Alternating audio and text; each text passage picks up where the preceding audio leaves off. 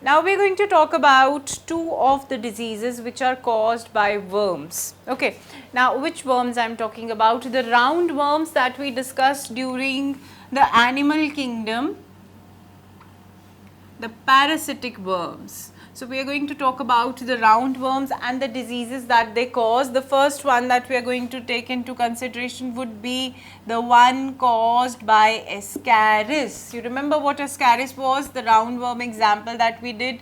So we are going to take into consideration Ascariasis, the disease which is caused in young children because of Ascaris, and the other one is elephant foot, that is known as filariasis or otherwise known as elephantiasis. Have you heard about this disease that is known as elephant foot? The person's limbs, they become as that of an elephant. Like you can imagine if an ordinary individual is having an arm, so it would look like that of an elephant. It becomes so huge. The lymph nodes, they get so much swollen up that it gives the appearance of an elephant. So that is known as elephantiasis, and these two diseases, the causative agents behind them are the roundworms, or if we have to remember it in the terms of animal kingdom, Ascalmints. Okay, we are talking about those worms. Now we have the example of Ascariasis that is caused by the typical example of roundworm, that is Ascaris. Ascaris is the causative agent. Now this Ascaris is present inside the intestine of usually young children, and it grows in size. It grows and infests the small intestine. It is passed on during its sporulation stage. Because it is an endoparasite, it would grow inside the body. What are the symptoms a child suffering from Ascariasis would show? Of course, there would be muscular pains, stomach pain would be there. The child is anemic.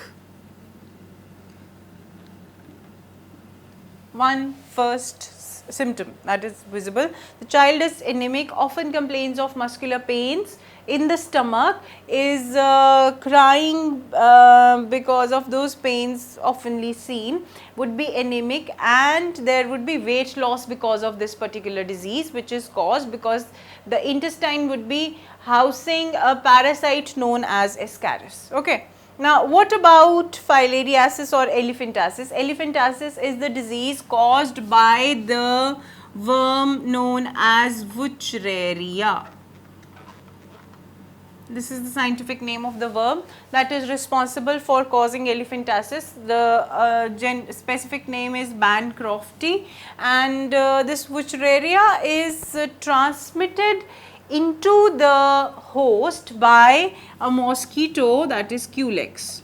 So when Culex bites, Culex is the secondary host. When it bites the human being, which is going to act as the host, it passes on this Wuchereria in its parasitic stage, sporal stage, into the individuals, and then what happens is that the lymph nodes, they swell up infinitesimally. Okay.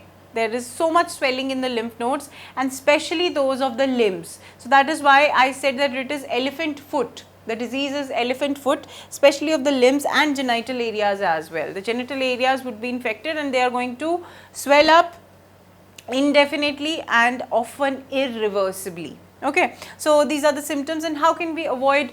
Just cut this off.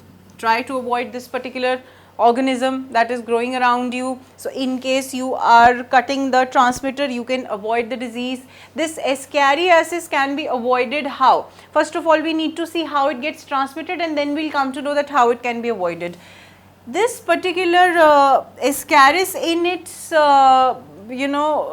sporal form, or whatever offsprings it is producing inside the intestine, where they would come out in the form of fecal matter. So whatever contamination is caused by that fecal matter from the infected individual, it would give rise to the spread of the disease. Okay, you get my point what I am saying? I am saying is that this Ascaris inside the intestine would produce new ascaris. Okay, there are different stages of parasitic growth, so it is going to form spores. Those spores, they would be released into the surroundings by fecal matter.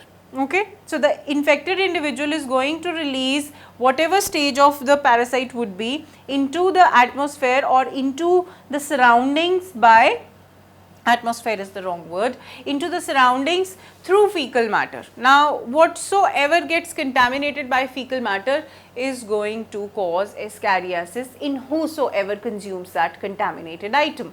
Okay, contaminated item, oral consumption. And otherwise, you know that young children, they are fond of eating soil. At times they are fond of eating soil. So, if the soil is contaminated, certainly they are going to take up the spores of ascaris and they are going to develop inside the intestine of those children and they would suffer from ascariasis. Same is in the case of elephantiasis. Once the parasite enters the body, it is going to create havoc inside the body, same as we saw in the case of ascariasis. So, these two are Hellman's diseases which we have to study and learn. First of all, we need to learn the names, then we need to remember the causative agents, we need to see how they get inside the body, what are the transmission mechanisms of this particular parasite getting inside the body, and how it is spread from one person to another if there is any possibility, which is not, and then we have to see that how it can be controlled. So, we have seen the control measures as well. And while we are doing this Hellman's diseases, let us take into consideration a disease that is fungal in origin. Fungi is responsible for causing this disease, that is ringworm.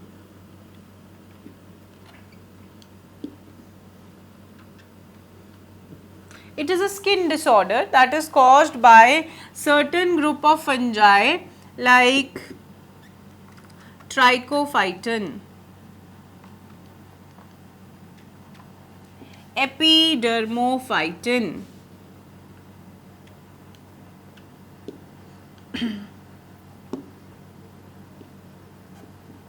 microsporum. So, these are the three types of fungi which are responsible for causing ringworm. Ringworm is what? On the skin surface, there is appearance of lesions, and those lesions, they form a ring-like structure, and the area around it is quite dry, scaly and highly itchy. Okay? It causes a lot of itching around it. The skin becomes scaly, there is a formation of lesions around it, and this is because of the condition known as ringworm. Now, you know that how can we avoid this particular condition? Because it is caused by fungi, and we know that where fungi dwells. Fungi dwell where there is moisture. Okay?